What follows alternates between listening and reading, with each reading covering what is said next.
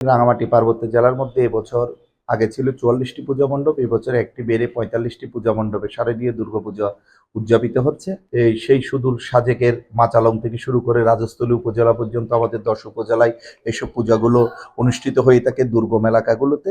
সেজন্য আমাদেরকে ইতিমধ্যে প্রশাসনের বেশ কয়েকবার মিটিং করে আমাদেরকে সার্বিক সহযোগিতা করছেন।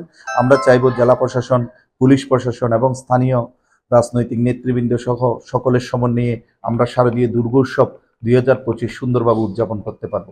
এই উৎসবটাকে আমরা উৎসব হিসেবেই রাখতে চাই। আমরা সবাই খুব আনন্দের সাথে এই উৎসব পালন করব।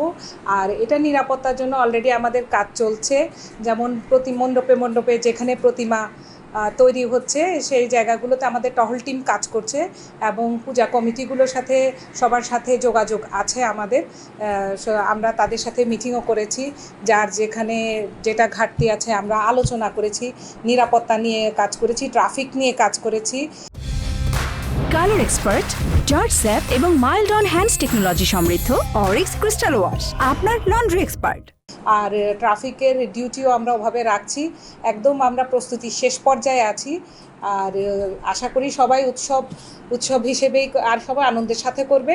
আর তাছাড়া আমরা এই মণ্ডপগুলোতে সবাই যাতে শান্তি শৃঙ্খলা বজায় রেখে সুষ্ঠুভাবে উদযাপন করতে পারে, এ কারণে আমরা স্থায়ীভাবে ওখানে যে কতদিন চলবে স্থায়ীভাবে আমরা এখানে ফোর্স ডেপ্লয়মেন্ট করেছি। আর তাছাড়া আমাদের যে মোবাইল টিমগুলো আছে এগুলোও কাজ করবে।